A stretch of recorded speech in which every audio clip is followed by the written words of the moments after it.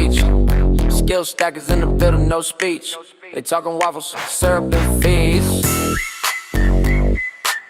We stack while they scroll on their knees.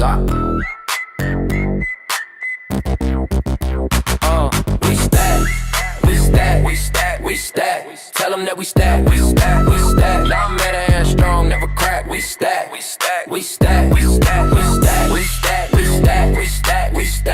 Tell them that we stack.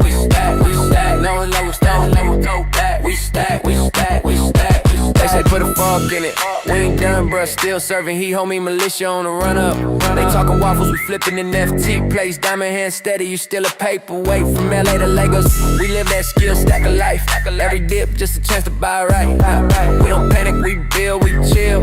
Whole crew pay them patience and skill. We stack. Tell them that we stack. Cali energy, global impact. We stack. Every tweet a mission, every meme a move. Why you scroll hate? We improve. Cali born confidence, hustle with smile. Been stacking blocks since dial-up style. Y'all in the chatter, we in the code. Builders build, while you reload. We ain't chasing, we lead the pack. We talking noise, we stack. Turn the bass up to the chain, vibrate.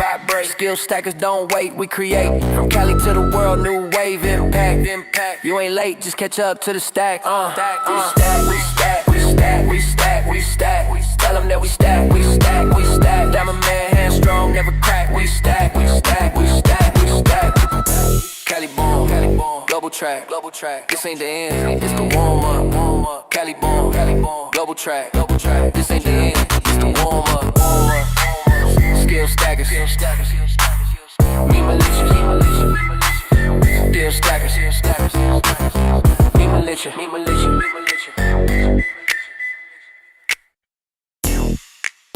Yeah, it's Cali born, global reach.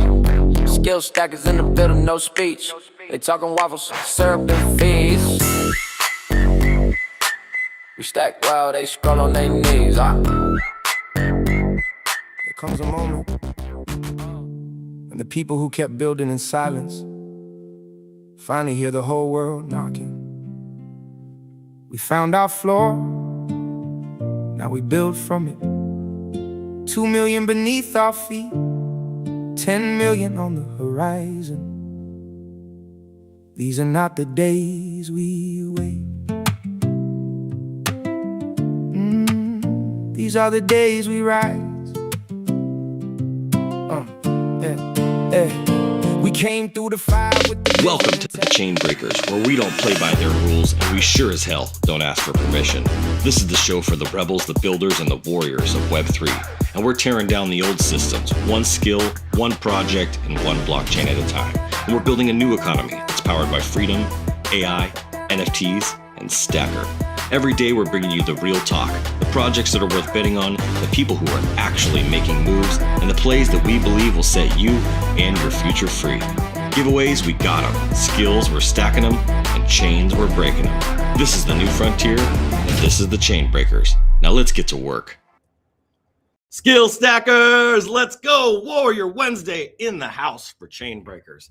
Welcome back to Chain Breakers. I'm your host, Adrian Boycell. So excited to be here today. Man, I got a great show planned for you. We got a special guest that's going to be coming up here in just a few minutes. We're going to jump into our normal rhythm, normal routine. As you know, we're here 5 days a week. So if you're watching this right now, please do me a huge favor. Hit that like, hit that subscribe, drop a comment down below. Let me know where you're watching. You might be watching on Twitch. You might be watching on Kick. You might be watching on X, on YouTube, on Facebook, wherever you're watching in the world. Let me know where you're watching and where you're at. Where are you in the world? I want to know. So glad to see you guys here today. We got some alpha as the market is going through all the tumultuous natures that we're watching happen. Stacker just continues to rise and rise and rise. And it's so great to see all of you guys rising with it. There are so many things that are happening on the back end that most people don't know yet, but you soon will. Like I said at the beginning of this week, this is going to be a huge week for the Skill Stacker community as some things are building and preparing and ramping up in the back end. What we see at the end of this week and going into next week is going to be monumental. Let me just put it there. So with that being said, I want to go ahead and jump into the business minute. That is what's that time. So let's go ahead and jump into it right now, and then we'll get into the show. Let's go.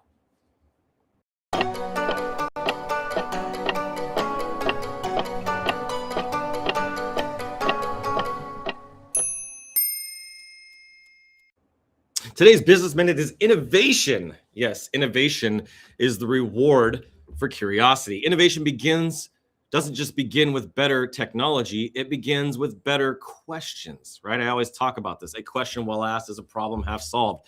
The business that stays curious is the one that stays relevant. Every single industry right now is changing and new technologies are emerging, customer expectations are evolving, and markets are becoming more and more competitive. And the business that survives are the ones that are not the biggest.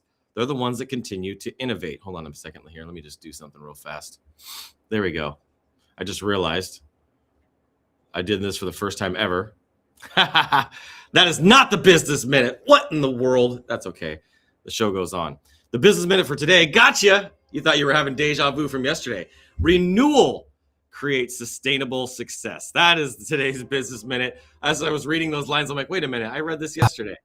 Growth is not just about adding more. Sometimes the greatest progress begins when you pause, renew, and return with greater clarity, right? Things are happening for you, not to you. The strongest entrepreneurs that I know understand that. And they understand that long-term success requires more than constant activity. It requires wisdom, reflection. It requires you to learn, and it requires you to recover because you're going to get knocked down. And it's all about getting back up. And it requires you to improve before you move forward again.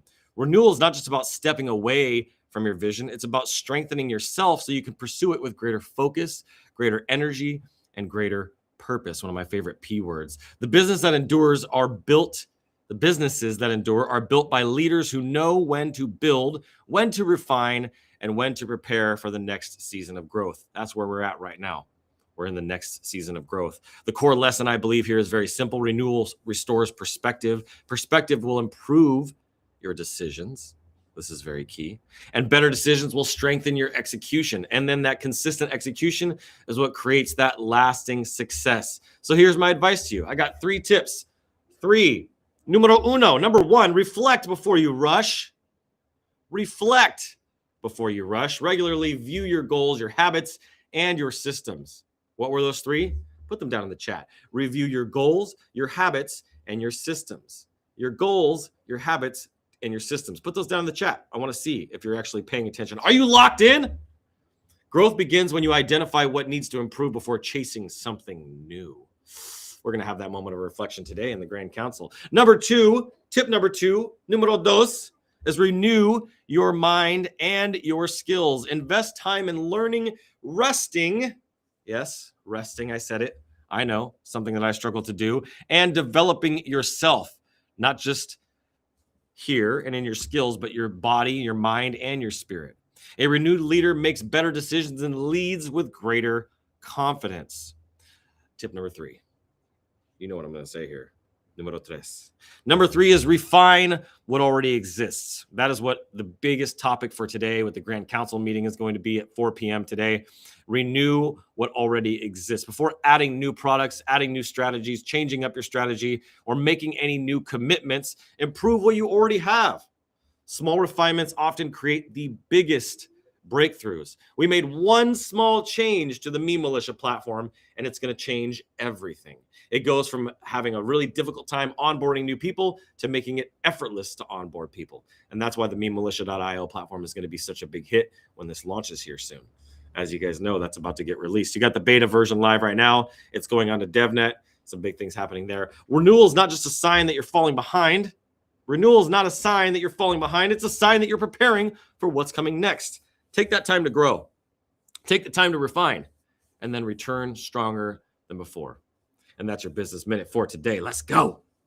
We got a bunch of good legends in the house. I'm going to go ahead and bring up our guest here, but I got to do a proper introduction. We got Mr. Danny in the house. We got God Factor, Mr. Abundant, Brett. I think that is. We got Ale de Sola, my boy. What's up, dog? We got Sleepy Squirrel here, OG Gamer Gangsta. Looks like most people are either watching on YouTube or watching on X right now. We got Crypto Funk in the house, and Elise. Hola, ¿cómo estás? ¿Cómo estás, Elise? Well, it's so great to see you here. I'm so glad to be back. I love being in the studio here. There's just a different vibe than when I'm sitting at home in the home studio, right? It's just different. All right, with that being said, let's go ahead and introduce our guest. This is going to be super exciting. I'm going to pull it up so I can just drop him in as soon as he comes in. But I got to read a proper intro for a great guest. So give me just a second here. I'm going to pull this up. I'm going to read this off to you guys because this is a big one.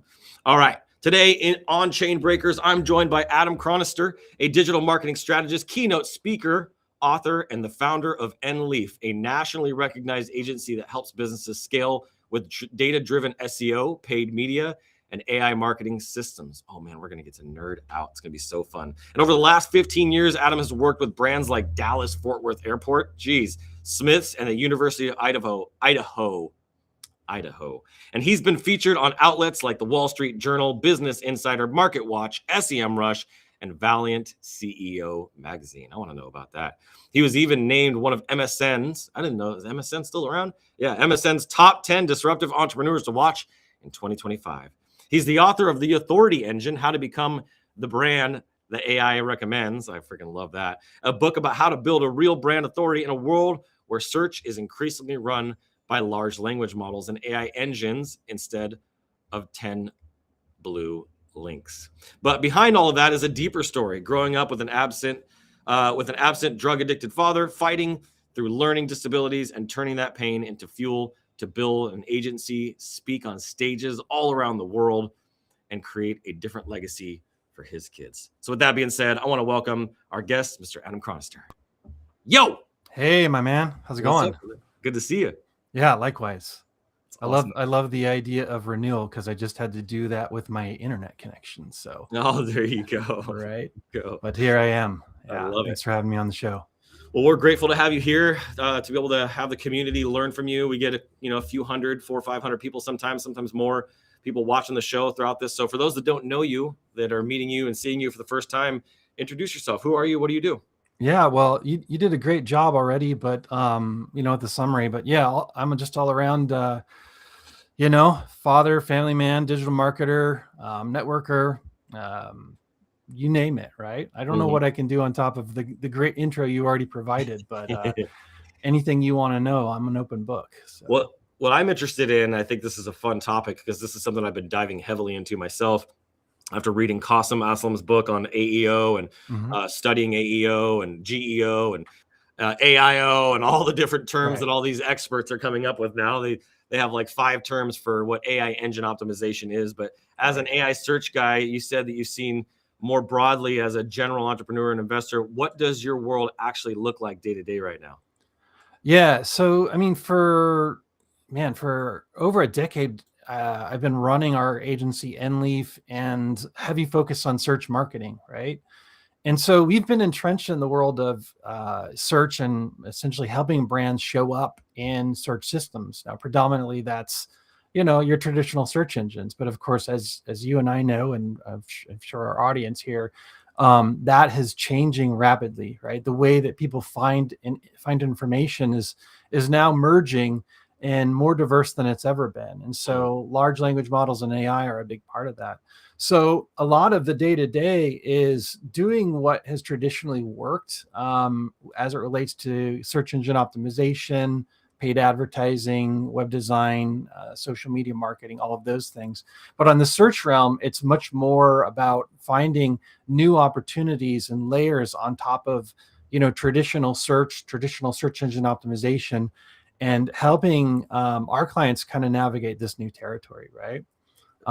It's a new discovery platform, but it's essentially it's just one more channel on top of a ever diverse layer of search and find channels that have been there for a while.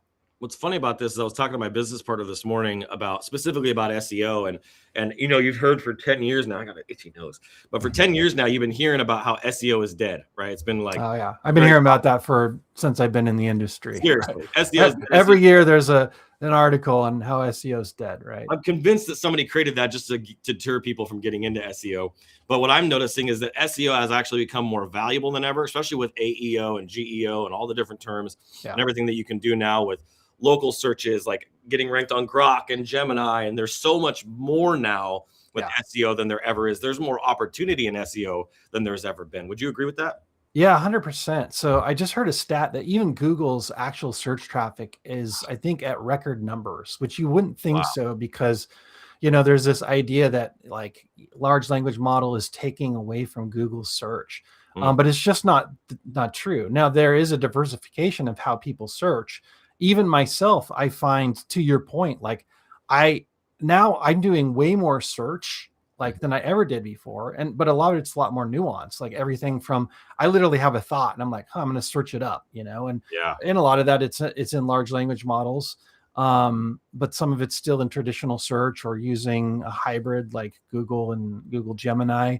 But the ability and the barrier to entry from a thought in my head to a query to a result is like, the friction is reduced so much that I actually find my own personal patterns of just day-to-day stuff like exponentially like shorter. And I'll give you an example. Like, even in my day-to-day life, like right now I'm doing like macros and all of that stuff. Yeah. And so a lot of times I will literally go to my fridge, I'll take my phone out and I'll pull up like Chat GBT. And I'm like, okay, I got sriracha, I got light mayonnaise, I got Dijon mustard. What kind of dressing can I make for my wings or my salad? I would never put that into Google because I'd have to go and I'd have to search 10 blue links. I'd have to parse through somebody's blog. But now with large language models, it's an instant answer. And so that's an example for my own personal experience of how my search frequency has just increased. And I have to assume that I'm not alone in that, right? Has it evolved? That's the thing that I was looking at this morning, is the way that I probably go to Google 1 out of 10 searches now. Yeah. Like, very, very seldom do I go to my typical, because I used to have the thing on my phone screen where I could just come right here to this little guy, the little search box right there, and I hit the audio and talk to it or type in whatever I want. I don't even find myself doing that anymore. I'm like, I don't even know if I need this on my screen.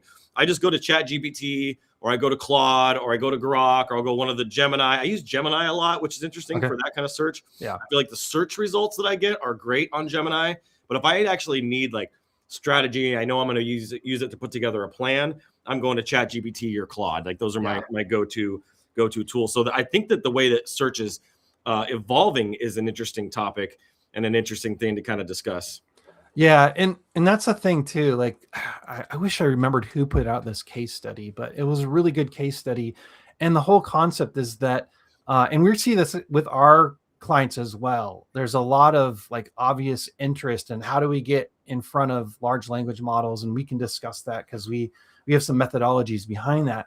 But the reality is the actual traffic at this current juncture from large language models is very minimal. It's typically less than 1% of actual traffic that you get from large language models. And we know because, one, as our industry benchmarks, two, we're actually tracking it for our clients. We track, large language model traffic. We have proprietary reporting for those kind of systems.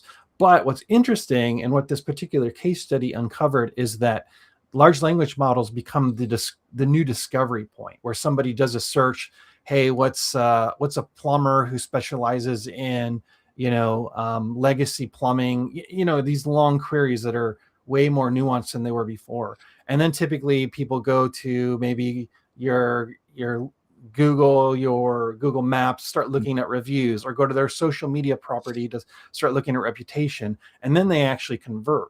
And so, again, it's an ever evolving distribution of different channels. And that's what I'm trying to tell our team as well as our clients. Like, we have to stop thinking about single channel entry points and start thinking of the whole ecosystem. Even though we're really like known for, traditional SEO, it's by no means all that we do, but I keep trying to instill that into everyone that we talk to, is like, hey, there's a whole ecosystem. You can't ignore one piece or another, right? Yeah, the big thing that I was kind of thinking about is the way that search intent has changed, right? So we know that, things like Facebook, it's demand creation, where Google search is demand fulfillment. And so I've been thinking a lot about search intent and how intent is changing so dramatically now with what we're able to collect from people. Like, when I do a chat with ChatGPT or Gemini, I'm not just asking one question. There's multiple follow-up questions, multiple layers. Right. And through that, how is that going to evolve AI search in terms of marketing, retargeting, giving results? Because I'm doing a lot of campaigns right now for an HVAC company here in my area.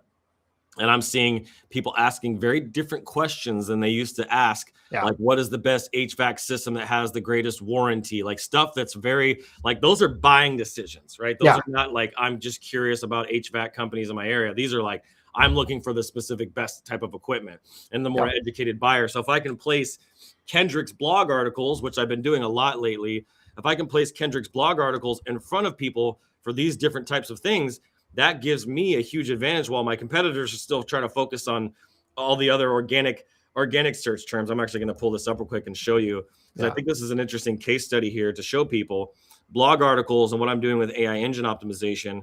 Move this out of here, go to their blogs.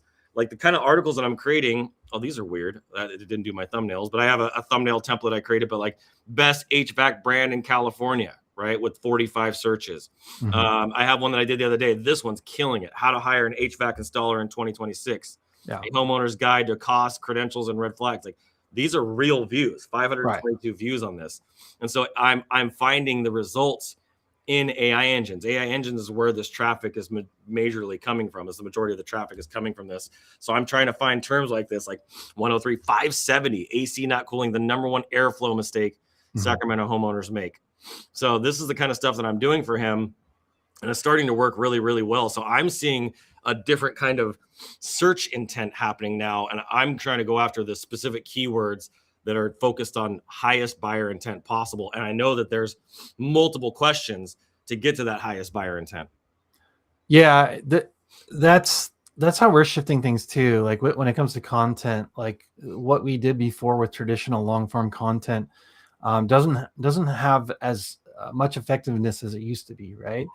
We're really trying to figure out ways to create more unique content, and so a lot of what that's starting to look at is one, paying attention to query answer based content, right? So a lot of emphasis on questions and answers, putting those at the very top of, be it a long form blog post, a white paper, you name it, right? Because that is the stuff that the large language models like. We're including a lot of TLDRs at the top of content. I'm doing Also the same looking thing. That's so smart. Yeah. Also looking at ways to make that content unique, right? This could involve interviews with your clients, right? Or I know for our own brand, like I take content like what we're creating today, I transcribe it, and then I use a couple different AI systems to figure out, hey, where does this fit into our service pages or our blog post? Because it's feeding the large language models content that is not just regurgitated, right? No, it's real. I think content. Yeah, there's a move with people like, hey, well, I'm just going to create my website with AI or my content with AI. And that can be a trap, because if you don't do it in a unique manner, if all you're doing is just, hey, I'm writing, a blog post based on a simple prompt in chat GBT, you're going to get regurgitated content that is most likely not going to rank well. But if you take content that's unique, maybe a lecture, maybe you sit down as a business owner and record 15 minutes of your own take on what makes you different as a business. Then you tell the large language model, hey, help me adapt this into a content piece about A, B, or C. That's where you start getting unique content that reaches people, right? Yeah, that's exactly right. And one of the funny things about that is I actually made an article just the other day. Where's that HVAC installer article? So I made an article the other day about like, when is it time? How much does it cost? Let me see here. HVAC installation. How much does it cost to repair? When should I replace? So check this out. So I made this article off of a video. So I made the original. I actually created the article originally. And then let me scroll through this. So when should I replace my air conditioner? The complete decision guide. And then if you look right below it, I actually recorded a video here in my studio with the client. You can see that. Yeah. At the end of the day, if your budget doesn't support a new air conditioner, then we can just repair it and keep it going. Most cases, sometimes they are beyond repair. So I'm adding these these videos into the articles as well. Right. So that it have this long, comprehensive, interlinked, like all of it set up, frequently asked questions on this. And this stuff is, 342 views on this article, Yeah. Yeah. And the videos are great because you get retention on page. And then also a lot of people don't think about it, but the video, at least on YouTube and most platforms now, has transcripts, which are often indexable, right? So you can think of it as additional content. Yeah, and then I have this HVAC questions page that I made that answers all, 5 questions Sacramento homeowners search most. Yeah. What is the $5,000 rule for HVAC? How much HVAC system costs for a 2,000 square foot house? So I'm adding in more and more of these on a weekly basis and building this out so that no one's going to be able to catch up to me. And I've taken this site from 0 ranking keywords. This is a brand new domain name that I bought. 0 ranking keywords to now he's at 819. In fact, check this out. You'll get a kick out of this. See if it lets me log in. If I go to admin, let's see if it lets me log in. Is it going to let me do it? No, I'm not logged into the right window. But in the admin, I'm up to 819 keywords. Nice. And out of those 819 keywords, there's 100 keywords that are in the top 10. That's great. In 5 months. So we've had explosive growth from this. So this is something that's working. And I'm using a little bit of Medium. I'm doing a little bit of Reddit stuff and stuff like that. But most of my growth, I think, is just coming from just the on-page optimization just being dialed. Yeah. There's still plenty of opportunities. On-page is a big focus for us because that's still where you can dial in visibility, not only in traditional search, but in large language models, right? Yeah. So focusing a lot on things like schema markup, again, well-structured, well-thought-out content. You can't just do fluff content. You really have to think about what is the strategy, even more than what marketers or business owners have become accustomed to in the past. Yeah, that's good stuff. Are you seeing like still the length of the content matters in the results? And like I mean, as a practice, just because we're used to it, we still have pretty hefty content depth. Quite honestly, we've had conversations internally like, hey, let's start testing shorter form content, because quite honestly, I don't think the depth matters as much as the thought out strategy, right? Kind of like what you're outlining, right? Having that's smart. Be it an interview with the client, embedded videos, proper research on the query and answer. What we're also doing is a lot of periphery content as well. So leveraging things like PR and listicles. We've kind of reworked how we do a lot of our backlink acquisition. Like the traditional approach was very much focused on, hey, we'll find good placement partners, we'll do outreach, we'll pitch them on an article with an embedded backlink to a client. And now we're starting to switch that to, hey, we're creating listicles, basically creating our own awards, the top 10, in this case, HVAC companies in, let's say, Seattle. We pitch that to a third-party website, a directory, or some relevant business channel. We put our client in there. We still reference the site and give them a backlink, but now we run PR on top of that listicle. And we create this ecosystem of authority and a consensus, right? And that's the big thing. Like what I'm seeing, the big differentiator between traditional search and large language models is traditional search started to evolve to really work on authoritative signals like, once we called it PageRank, but this idea of authority signals like backlinks and interlinking trust. Semantics was part of that in context.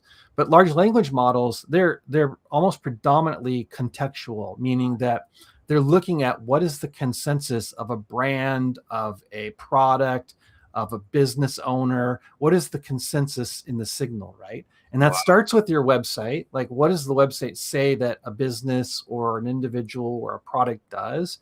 And does that correlate with what's out there in the public? Does it correlate with what's in social? Does it correlate with what's in PR or, all these other channels? And so we're focusing heavy on creating consensus opportunities for clients so that whether their audience is looking in traditional search or large language models, we're feeding each of those systems what they like to see. That's so freaking awesome. This is some good alpha. Hopefully you guys are taking notes and writing this stuff down as we're sharing it. Man, I love the business side of things. I want to transition a little bit because I think that the personal story and people getting to know you on a personal level is important. You have a childhood where you came from having an absentee father. I had I had an absentee mother and father, but we have similar backgrounds in that sense, but also somebody who had dealt with addiction, you know. And so for you as a kid, I'm sure that shaped and formed and created a lot of voids and values in your life. How did that kind of shape your upbringing, and kind of how has that impacted you today? Yeah, you know, it was tough growing up. Like, luckily, I did have my stepfather who stepped into the picture, and you know, and he did his best. I mean, I think he did it overall a really good job, but I think it was challenging not having like my biological father as part of the picture. Yeah. You know, and it's probably also though a testament of why I'm here today. My mother made the hard decision of leaving him when I was young, barely too young Wow. you know, remember both me and my sister. You know, and she left a toxic, abusive situation, right? Yeah. And for most of my adolescence, you know, I had no connection with my biological father. Didn't really even know where he was. Um, Later in life, you know, through a weird series of circumstances, my sister decided to look up my biological father, got in contact with him. He was very resistant in um, Mm. meeting her, but she basically tracked him down. Ironically, he's in the same state as we were living. Wow. um, she left a note for his landlord because she wasn't able to actually, you know, get in touch with him outside of, I think, one or two phone calls. Yeah. A week later, and this is when she's visiting home from where she lives now in Texas. Okay. A week later, after dropping off this note, you know, to my biological dad's landlord, she gets a call from the police, and the police are like, "Hey, how long are you in town? We need you to stay."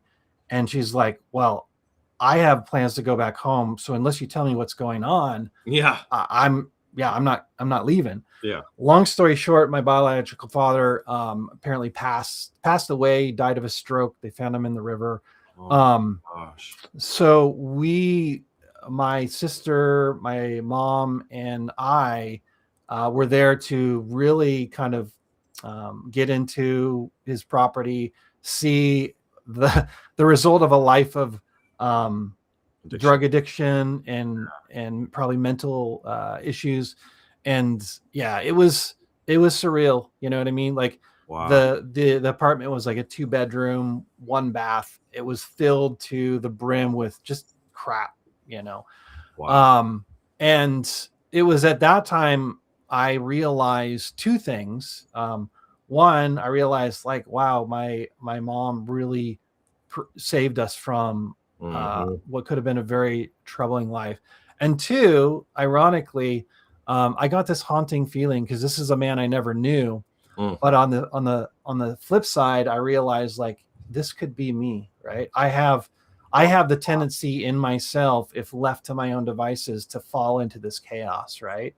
And so yeah, it was a big wake up call. But you know, and through life, I also struggled with like learning disabilities. I was a horrible student, you know. So that was always a challenge. I met my wife, who's a teacher, and so you know, she after we got married, Figure. yeah, I was a high school dropout. I got my GED, but after we got married, she finished her degree and then started kind of like giving me the old nod, like time to go back to school. So went Mm. back, studied computer science, and the rest is kind of history. That's what got me That's here. neat. Yeah, I hear so many things in that story that kind of lead me to believe that the resilience and the life that you're leading now was kind of formed out of watching your mom and her being the inspiration for you.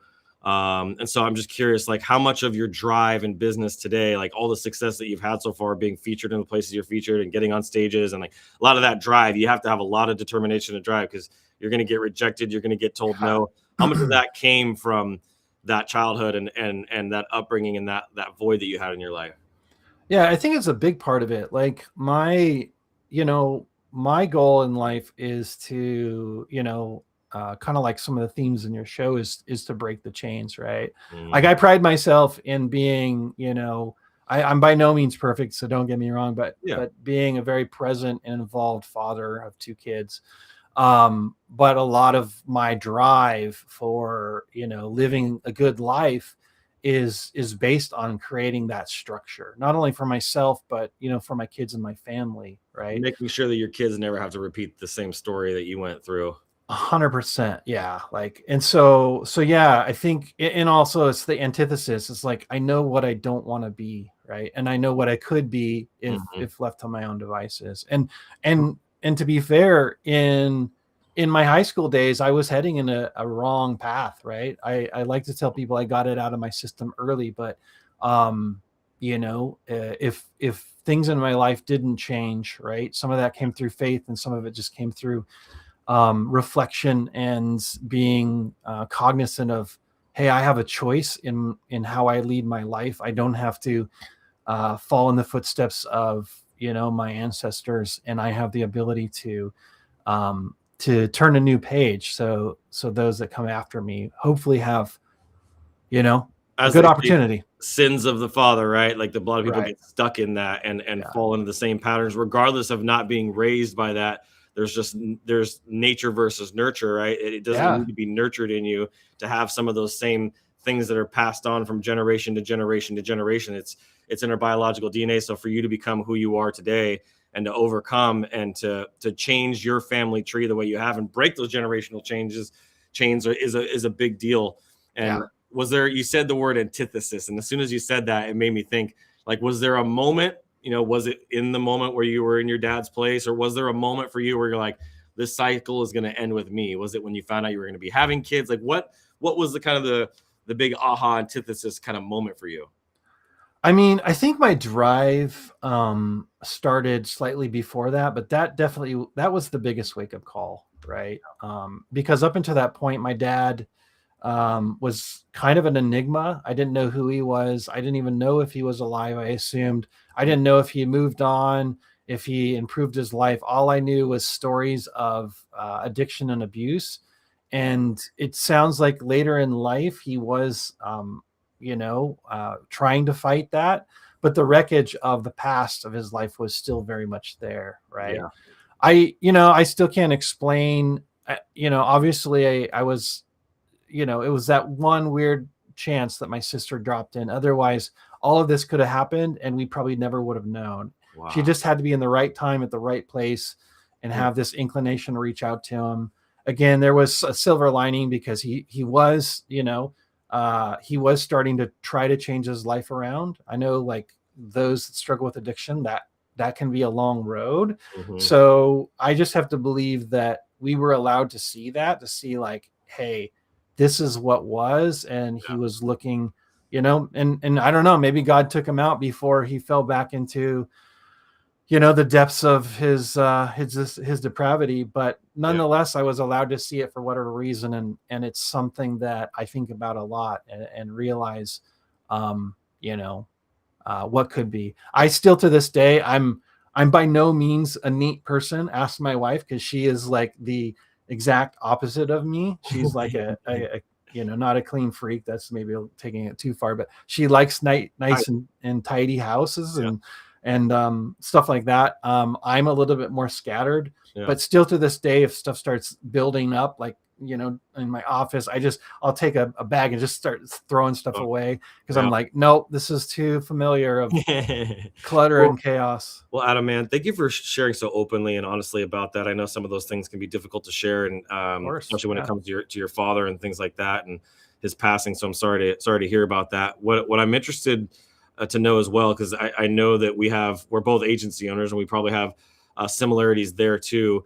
You were doing, just like when I started my agency, it was a side hustle for me. You did that for 3 years while you were working your day job. Right. And this is in Leaf, right? While you're working your day job. There had to have been some sort of moment in that, because there was a point where the side hustle was making more than your day job, right? Yeah. Actually, the last 3 years that I was doing it. So I was doing it prior to that, but the last 3 years that I was kind of like working, both a traditional job and doing the agency on the side, I was making more on the side, right? So what was that moment where you're like, okay, I'm done playing small, I'm done doing this job thing, I'm going to go all in on myself, and I'm going to go all in on this agency? What was that? Yeah, so it was around COVID. I had a killer job, one of the best like jobs I've ever had. It was startup environment, which is a lot of my previous work and employment. Like right out of college, I basically started at a startup, and I always worked at startups, right? And I attribute a lot of those jobs to like where I'm at today. Like those were amazing training grounds, you know? Yeah. But I had a job as a director of digital marketing for a national travel brand around COVID. And as we all know, like the biggest like markets to get hit were that. And so, you know, the company was on a Series C round, $100 million of investment, and the investors just walked. They said, we've never seen this before. They just walked from that money. And so, of course, the company eventually shut down. I quickly got hired in a new role, and it was one of those roles. It was everything I hated about working for a company, right? Yeah. And I had a heart to heart with my spouse. I was like, hey, I'm in this job. I cannot stand, there is micromanaging. They're not listening to, my expertise and recommendations. I feel, belittled, all of these things. And here I have this other business on the side that's getting 20% of my attention, but that's making, 80% of my income. So I'm like, hey, I'm doing the 80-20 in reverse. And I said, I kind of twisted her arm. I said, one of these things has to change. Like either I drop the business, I sell it, or I quit the day job. Well, obviously she's going to choose the higher income. So we came up with a plan. It's like, okay, save up, 6 months of income. I tried to make it a year. I think I made it 9 months, and I'm like, I can't do this anymore. Wow. Knock on wood, I never had to touch those savings. Right. And I've been very conservative with business savings ever since, making sure we have a very long runway that if anything were to happen, we hit a hard quarter or whatnot, like there's a buffer. So yeah, in some regards, like I try not to live in the past. I wish I would have maybe done it a little bit sooner, but at the same time, having that experience in that runway gave me the launch security blanket to really go into this without, too much anxiety. And I say that because every day as a business owner, there's anxiety, but it's a different type of anxiety. It's more rewarding, at least. It's always going to be there. And I think that when you burn the ships, there's an interesting aspect to that, because you'd already started building, you'd already started making money. You're already making more money doing this than you were, in your side hustle than you were in your full-time gig. So it makes it a lot easier to jump ship and say, hey, I'm going all in on myself. When you have it, but there's a lot of people who want to make that jump and they want to make that leap, and they don't have that same level of success and security yet. And so they have this tension within themselves where they're like looking at the risk and backing themselves and running away from their job to go all in on themselves. And there's no one coming to save them, right? There's no one, there's no backers, there's no investors. They got to make it happen. Yeah. What advice would you give to that person? Yeah, I mean, like you mentioned, there's two paths. There's the burn the boats, where you just like, hey, I'm done with what I'm doing. I'm going to go out on a limb. Sometimes people make that work, and there is a level of desperation, and some people can plow through that. But there's also risk there too, because that's where you take on bad clients. You get desperate for a business, and so you have the potential of getting a bad taste and experience from the get-go. Whereas if you have more of a buffer, if you have the opportunity to like build up slowly and then have a good jumping point, you're like, hey, I can not be so desperate. I can be more selective with who I work with. I can enjoy my life. I also think it's really important, and I wish I would have heard this early on, especially in the agency life, to understand what your goals are, right? There's a lot of push both in startup environments and especially with agency lives or solopreneurs for grow, scale, right? But there's this idea of a growth business, and there's nothing wrong with that. If that's your goal, if you want a seven-figure agency or all of these things, like, that's doable if you have the right mentality. But there's also this idea of a lifestyle business, right? And these things can somewhat correlate. They're not necessarily mutually exclusive, but it's good to know what your goal is. For me, and for me, like, I got into this, and I had this also this wrestling, because I was around all these people like, okay, grow. Here's what's your scalability plan? And I'm like, I just want like the freedom to like, travel multiple times a year or work, wherever I want around the world. Right. Yeah.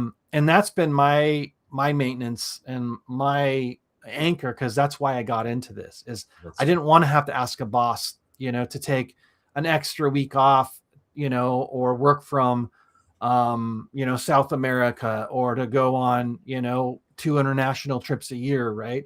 Mhm. But again, that's not for everybody. Some people like, hey, I want to grow. I want to hire a bunch of people. I want to make an impact in my community. Like, there's no wrong answer, but knowing what your objectives are with, be it business ownership, entrepreneurship, agency life, I think that's really important so that you know what your trajectory is, right? Man, I love that you said that there's no wrong answer.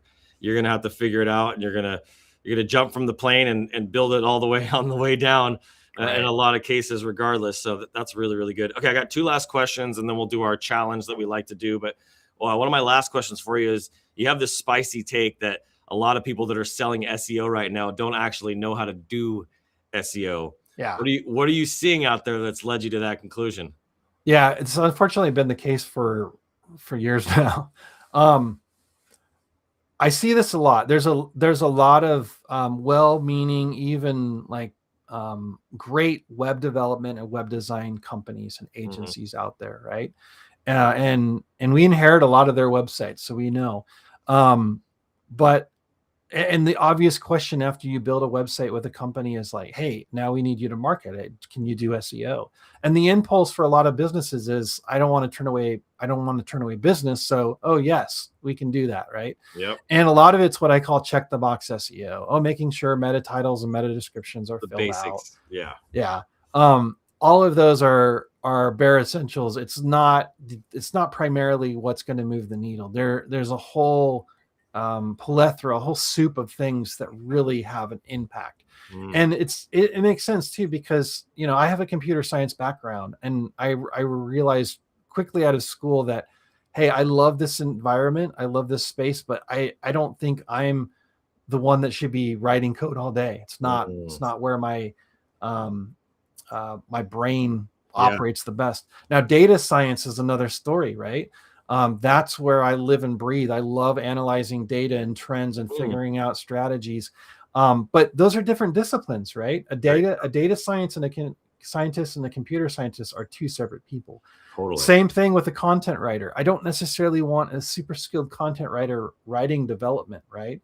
And so unless an agency or an entrepreneur understands those disciplines well, there's a lot of hangups, right? And so we structured our agency really well to bridge that gap, right? We keep everyone in their right seat. Our web designers and developers are, while they're collaborating closely to our marketing strategists, they're not the ones doing the strategy, right? So that's what I see is just a lot of even a lot of agencies that sell heavy SEO. We're starting to do a lot of white label service. We actually service a lot of other agencies. And when I get into what they're doing, I'm realizing wow, I can't believe that they're selling so much, but really, they're just kind of doing the basics. And I love them. They're great. They're great folks. And luckily a lot of these partnerships have evolved where we can be the expertise there, come under their brand, under their umbrella, but also give them the skill and the knowledge to deliver what they're already selling. Right. That's gold. That's gold. Yeah, I agree with that. I similar thing over the last 21 years, seeing the exact same thing over and over and over again. Oh, they're going to get me to the first page of Google in 30 days. I'm like, yep, they're lying. Right. Just making that kind of commitment alone just tells me that they're lying, unless they have a network of PBNs and backlinks that they're going to immediately plug you into and get you a domain authority of 70. Yeah. And then, you might get there, but you're probably not going to stay there. You're going to get flagged because there's nothing. You're going to get burned. Yeah. Nothing natural about that. Yeah. We have a mutual friend, Mark DeGrasse. Yeah. Said you went to this mastermind in Costa Rica and there was an arrival moment. I want to talk a little bit about that. This turning point that you had in the mastermind where you ended up in a conversation with Mark. Yes. And way before most people were talking, and you were talking about AI with him, way before most people were talking about it. What happened there? Yeah, it was great. So I was at a mastermind in Costa Rica. I saw him speak on AI, and this was super early, right? Nobody, for the most part, was getting involved. And I too had started like dabbling into building structures and systems with that. And so, long story short, we were at a kind of buffet style business dinner after the event. I was behind him in line and just said, "Hey, dude, I really loved what you shared. I'd love to sit down and talk." So yeah, we totally like broed out, like to the point where people were like kind of making fun of us. It's like, oh, look at the bromance, right? And we were just having fun. We were like lost talking about like what he was building. He was building some cool stuff, and I was building some stuff. And I had introduced some ideas and frameworks of like, hey, maybe you should try to apply this application to this program you're building, because he was like, hey, I'm getting stuck in this area. And the rest is kind of history, right? So like we kept in touch. He gave me some introduction to some great speaking events. I've been on his podcast multiple times, but it's just one of those, and there's many of these like serendipity type moments where you meet somebody at the right time in the right place, and it opens up, like opportunities and doors for you, right? I had the same thing with Mark. It's not a surprise, because just hearing who you are and getting to know you now on this episode, and kind of hearing your heart, your background, and your story, and knowing who Mark is and the heart he has, and family man that he is, and the innovator and pioneer that he is, and his digitalmarketer.com background, and everything that he's done, magazines and publications, like he lives, breathes, eats, and sleeps it like we do. So it doesn't surprise me that there was a bromance there. I had the same thing with him happen when I went out to Texas and hung out with him at his little when he had the little what did he call it? It was the it was his studio, but he called it a name. He had it as like a like back in the day when they had the little hideaway spots. But anyway, him and Atiba D'Souza, those two guys, I had the same type of experience with. They're just brilliant. They have amazing minds and amazing hearts. And I think that's the thing I'm most excited about here, is kind of learn who you are and what you're about, and have the community get to know you more, because we need more leaders here. We're building up a future workforce. We believe in a skills-based economy, and I think we're headed. And so I'm excited to have you here. Excited you get to be a guest, and hopefully we get to be back. Yeah, thanks. I really love the opportunity. It's been great talking to you so far. I wish we had more time, because there's the viral idea. There's so much more, but that just means we're gonna have to do a second one. So yeah, I'm down. Let me know. A part two. So the final thing for the audience, this is Chain Breakers, and we're all about breaking those generational patterns. Before we wrap up, I want you to leave everybody with a challenge. If you could challenge everyone watching, especially the entrepreneurs and the marketers here who feel invisible right now and they're not leveraging AI the way they should be, what is one concrete thing that they can do over the next 24 hours to move the needle and to help them build some more authority? Yeah, this is going to be pretty broad. And if you guys want more like ways to dilute this down, not to like pitch, but I wrote a book on this and have some tools that come accompanying with that. But one of the big challenges that I've been challenging everybody that I speak to on stages and in podcasts like this is start working on your own book, right? The barrier to entry for this is easier than it's ever been. And a lot of it starts with, really just starting to get your thoughts out. It could be in a medium like this. It could be literally opening up an LLM and saying, hey, I want you to interview me for the next hour as a podcast host or a book interviewer. Start documenting who you are, what you're about, get it down on paper or in some large language model. And then, reach out to me or others on frameworks to start turning that into authorship, right? I think right now there's this great window for building authority in that realm, right? And it's a similar framework to what I did here with authority engineering, right? I took years of podcast interviews, speaking events. I collated that into a framework that became the structure of my book.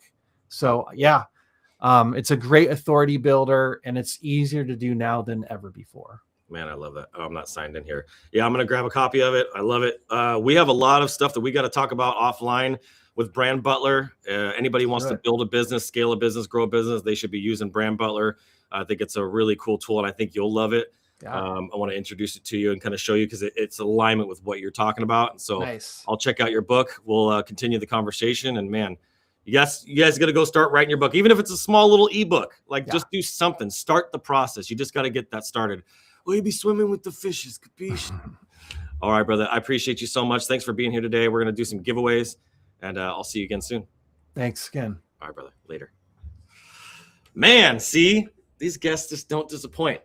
Quality over quantity, right? We don't need to have guests every single day, but we need to have the right guests. It's all about building that authority, building that reputation. And if you're watching this and you're like, man, I want to be on the show, I want to have my own show on Skill Stacker, Stacker News, let me know. I'm looking for somebody to team up with, to partner up with, that wants to do their own show and be a part of the Skill Stacker, Stacker News network. We're going to be doing distribution. You're going to have content on our website. We're going to put you in our newsletter. There's going to be so many things that we're going to do to help you build your brand in this.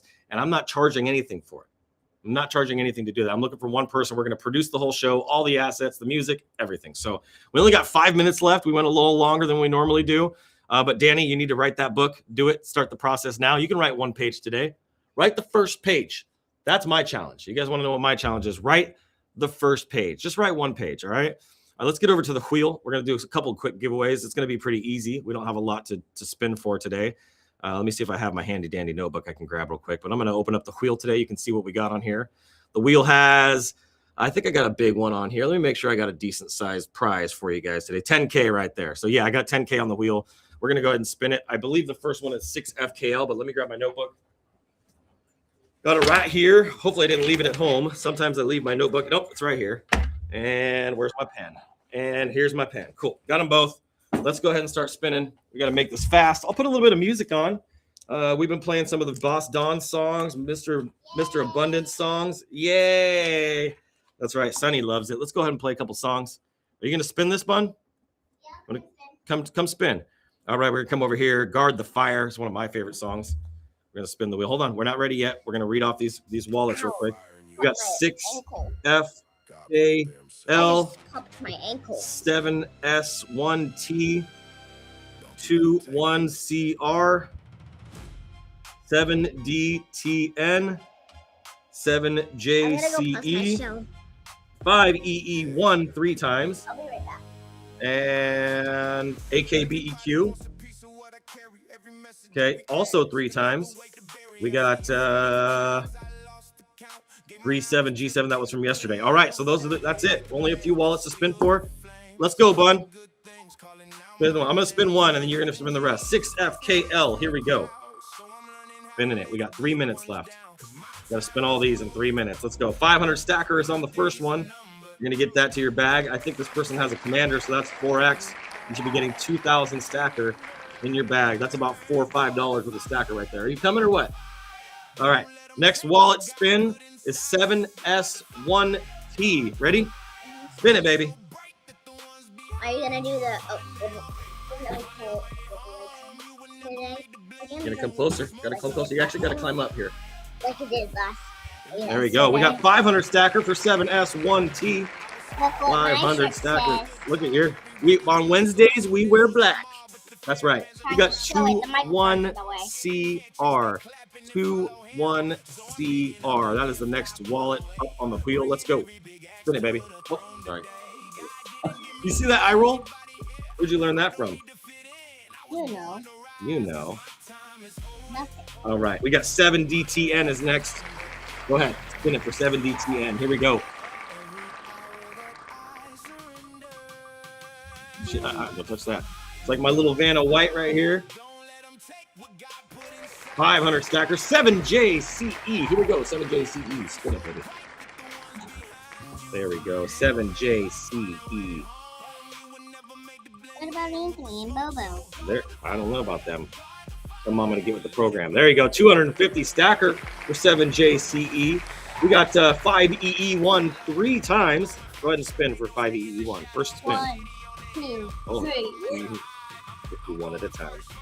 Let's get a big wheel spin. 500 stacker. There we go. All right, we're going to spin again. 5EE1. Here we go. Spin it again. Go. We got 1 minute left. Looks like we might run a minute over. Oh, 10K. Oh, man. 500. All right, let's spin it again. They got one more spin. There you go. Spin it, baby. Might get left behind. There we go. 250 stacker for your third spin. That's what I'm talking about. We got AKBEQ now 3 times. 1, 2, Here we go. First one is 500. No. Yep, 500. Go it again. Go at it again. Let's go.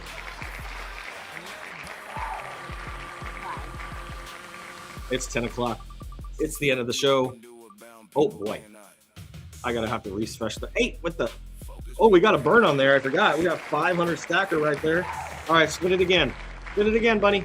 Spin it I got again. something in my eye. Oh, okay. Want me to do it? Oh, you got it. You beat me to it. Last spin for AKBEQ. Let's go. I'm gonna refresh the. But you don't know what you landed on yet. I don't know what I landed on yet. Let's go back. What do we land on? 500 stacker. There we go. Oh, it's a good surprise though. That was a good one. That's a bad 500. 500 is great, especially if you No, have Daddy, especially if you have a Daddy, king. draw that 500 Don't judge me. back. You draw them too small. Well, shout out to our guest Adam for coming on. Give him a follow. Check him out. Make sure you check out his book. Daddy, We'll make sure we have him matching back. shirts. I have a lot more I want to talk about with him. He brought a great vibe. I We need love his matching shirts, love his Dad. demeanor, and we're super grateful that he was able to invest his time into us here today. So we'll see you guys back here tomorrow. We need matching shirts. We do need matching shirts. We need matching Wednesday shirts. Yeah, we definitely need matching Wednesday shirts. We'll see you guys back here tomorrow. Don't miss the show. We're going to be here for Thursday, Thirsty Thursday. If you guys are thirsty, let's go. All right, guys, love you all. Have an amazing rest of your day. Go kick some butt. Go take some action. Go make those new contacts. Go make those conversations. And go make more offers. I love you all. Have a great day. God bless. And as always, keep looking up.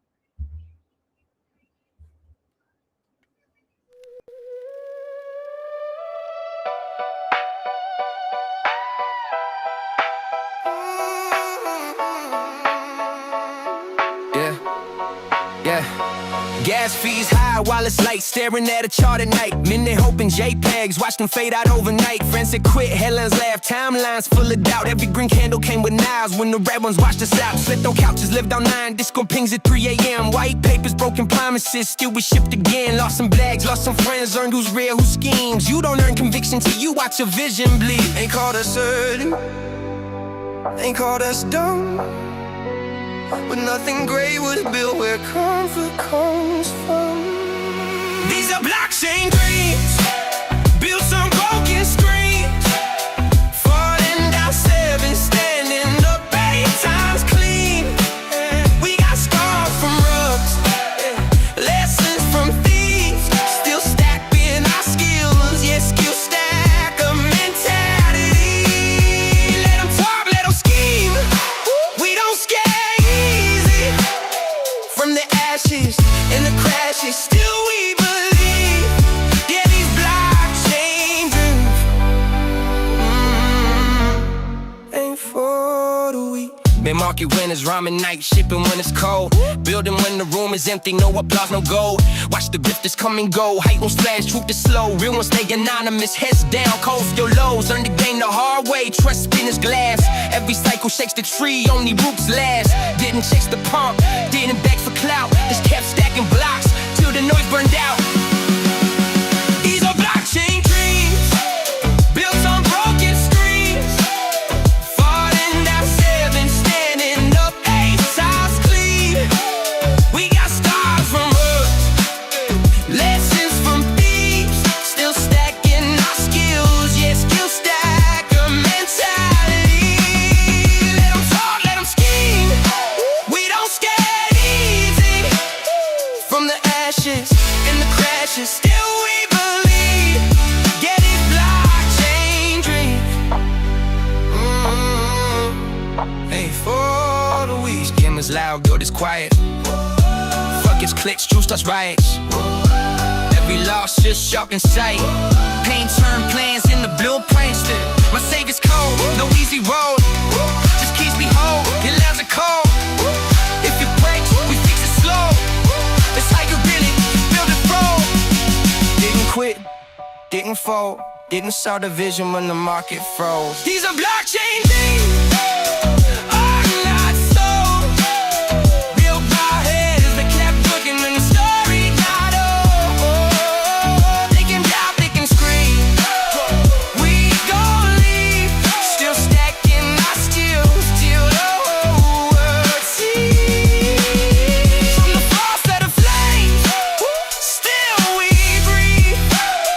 Heavy scars just prove how we